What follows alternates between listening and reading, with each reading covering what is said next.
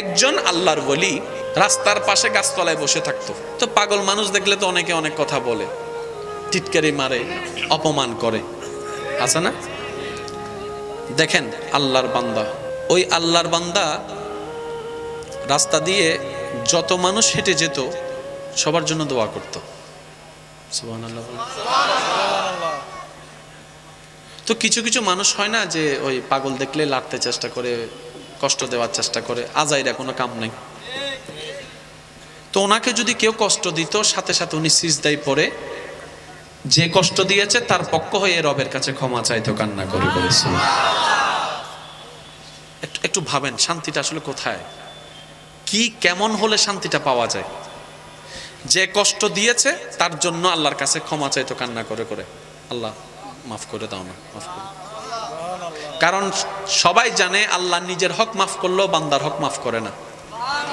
1 কোটি বছরের নামাজ আল্লাহ চাইলে মাফ করে দিতে পারে, কিন্তু বান্দার থেকে যে 1 টাকার হক খেয়েছে, কিংবা কথা দিয়ে কষ্ট দিয়েছে, কিংবা ঠেস মেরে কথা বলেছে, এটা যদি বান্দার অন্তরে আঘাত থেকে যায়, এটা আল্লাহ মাফ করবে না যতক্ষণ না বান্দা মাফ না করে।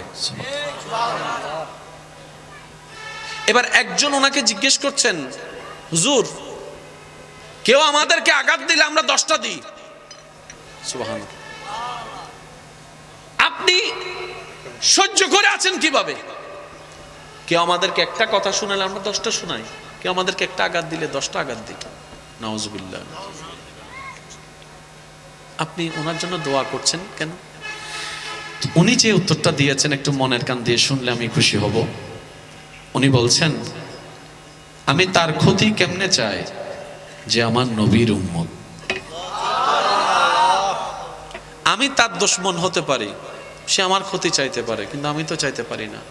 আমি ওই উম্মতের ক্ষতি কেমনে চাইবো যেই উম্মতকে জান্নাতে দেওয়ার জন্য, সুখে রাখার জন্য নবী রাহমাতুল লিল আলামিন শাহিন শাহ বাদশাহ হওয়ার পরও গরিবের জিন্দেগিকে আপন করে নিয়েছেন, মেরাজে যাওয়ার পরও আবার দরাতে ফিরে এসেছেন, রব্বি হাবলি উম্মতি বলে আজীবন কান্না করেছেন। ওই নবীর চোখের পানির কারণ তো আমি হতে পারবো না, আমি হতে পারবো না। আমি চাই না আমার কারণে কেউ হাসরের ময়দানে আটকায় যাক, আমি যেন নবীর দরবারে আসামি না হই, সেজন্য আমি আগে থেকেও মাফ করে দিচ্ছি, তার জন্য ক্ষমা চাচ্ছি। ওনারাই আল্লাহর বলি, ওনাদের এখানে শান্তি আছে। খিদা লাগলে কি করতে হয়? খাইলে কি বলে? সত্যি করে বলেন, আওয়াজ দিয়ে বলেন, কি খাইলে কি বলে? মানুষকে খাওয়াইলে বলেন না ভাইয়া, মানুষকে খাওয়াইলে শান্তি কি পেটে না মনে? মানুষকে খাওয়াইলে কি বলে? তার মানে আপনি কি বুঝলেন? অন্যকে খাওয়াইলে আপনার মনের শান্তি, অন্যের জন্য করলে আপনার মনের শান্তি, অন্যকে হাসাইলে আপনার মনের শান্তি, অন্যের জীবন সুন্দর করলে আপনার মনের শান্তি দিবেন কে? এক কথায় বুঝেন, আপনি নিজের দায়িত্বে নিজের জায়গা থেকে অন্যের জন্য করবেন, ওনার আল্লাহ আপনার জন্য করবে। সিস্টেম এটাই। এবার আমরা বোকামি করলাম কি?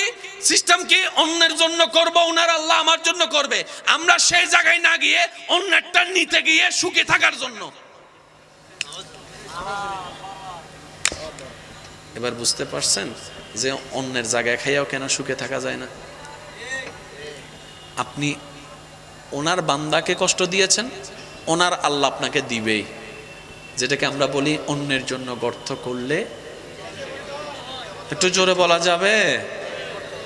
কেন বলা হয়? আচ্ছা, আপনি যদি একটা গর্ত করেন ডান পাশে, আপনি কি জীবনে ওই রাস্তা দিয়ে যাবেন? কারণ আপনি তো চিনেন, তাহলে গর্তে পড়বেন কিভাবে? রব বলে যে তুই যেদিকে করছস তার জন্য একটা আমি অন্যদিকে, তুই জানোস না 3টা কুড়ে রাখছি। তোর থেকে মনে আছে যে কাঠগড়ের রোড, বদদারের রোড তো তোর কাছে মনেই নাই, গর্ত আছে বলে তুই জানোস না, কিন্তু আমি 3টা করে রাখছি। এবার বলেন, সুখে থাকতে গেলে প্রধান উপায় কি?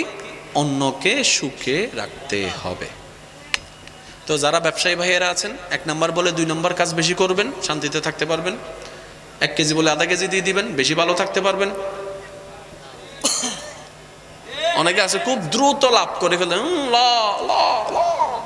উনি ব্যবসায়িক খাতে 5-এ 20 আনছেন, আল্লাহ ওনার জীবনে এমন একটা সিচুয়েশন অন্যদিকে তৈরি করে দিছে, 1 কোটি।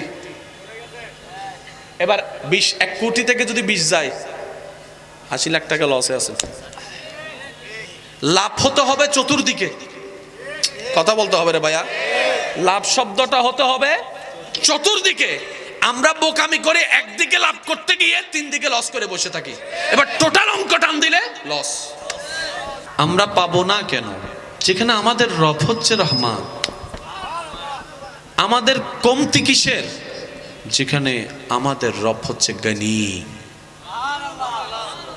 আমরা অভাবে থাকবো কেন? যেখানে আমাদের রব কাদির। আর একটু জোরে বলতে হবে। আমরা অন্যের মুখাফেক্ষি হব কেন? আমাদের রব তো শাইয়িন কাদির। আমরা এত মন খারাপ করব কেন? আমাদের রব তো করিম। আর একটু জোরে। আমরা এত নিরাশ হব কেন? আমাদের রব তো গফফার। আমরা এত ভয়ে থাকবো কেন? আমাদের রব তো সত্তার।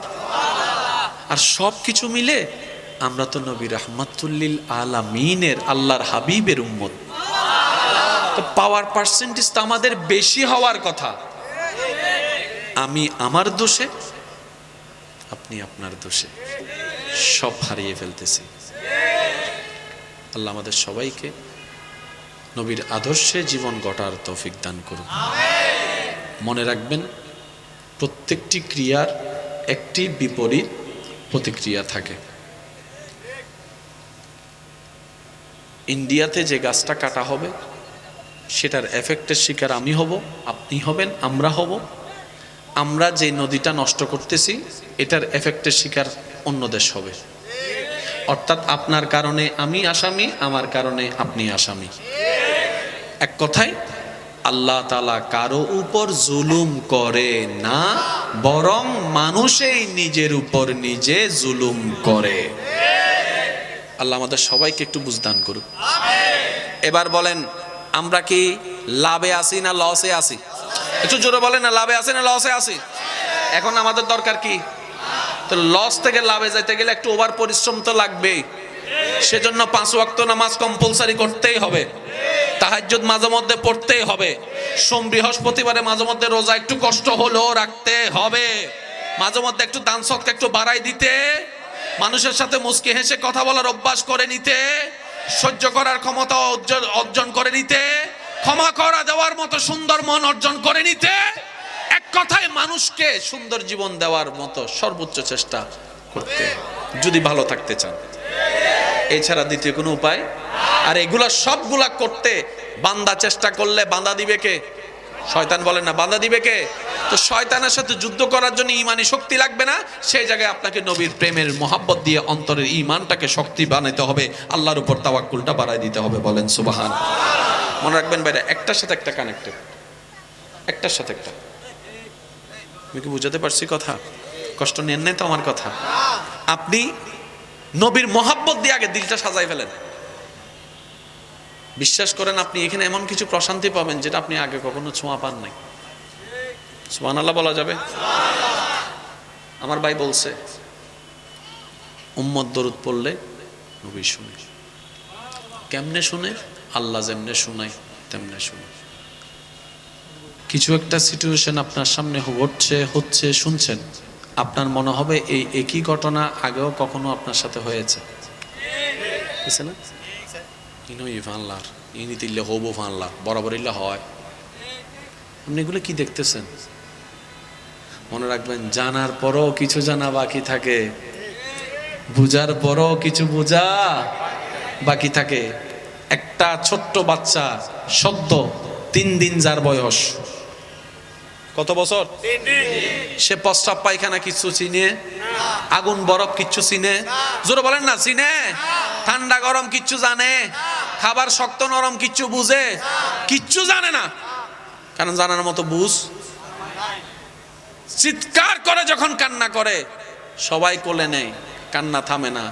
একজনে কোলে নিলে কান্না হাসিতে রূপান্তর হয়, তিনি কে?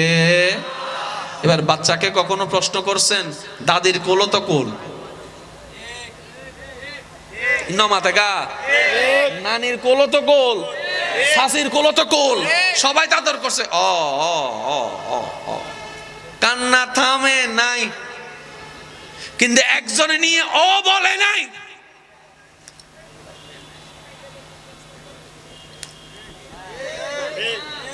বাচ্চাকে কখনো প্রশ্ন করছেন কি রে তুই চিনিলি কেন? ছোট বাচ্চারা আর কোনোদিন ফুসর করছি না কি রে তুই চিনিস কেন?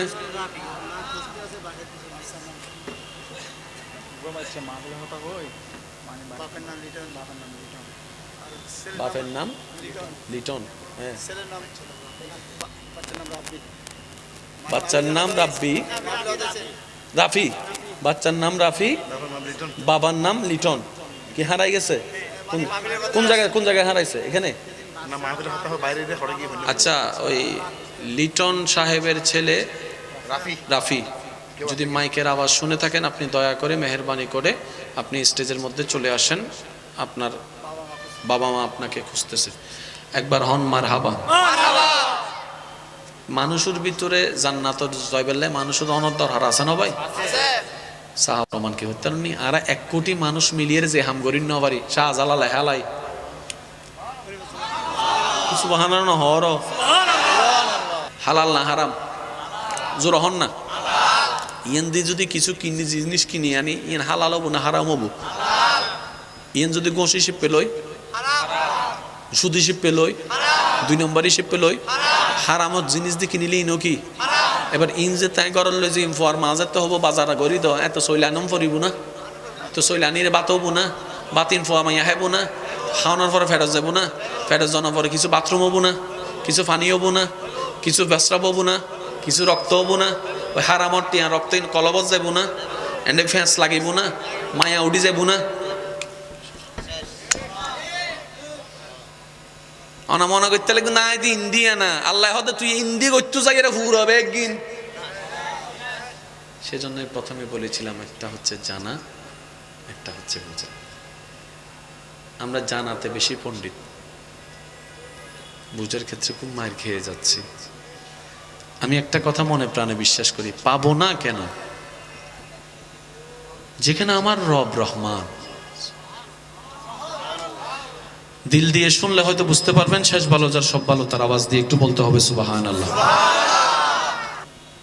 সুবহানাল্লাহ। আচ্ছা, ওনারা মাঝে মধ্যে হনুমিককে বইতে আইলে রাস্তা দিয়ে আঁটিলে ফিসুদি ডাক্কি ফান লাগে না? না লাগে, ভাল লাগে কেন? মঙ্গল গ্রহ তো নাই সিদে মাঝে মধ্যে লাগি না ফিসে ফিরে সাইড দেখিও আর নাম দড়ি ডাক্কি দুনি। কি শুনেছেন আপনি? কি শুনেছেন? ডাকটা শুনেছেন? কে ডাকলো? আপনিও তো অনেক কিছু শুনেন। আচ্ছা,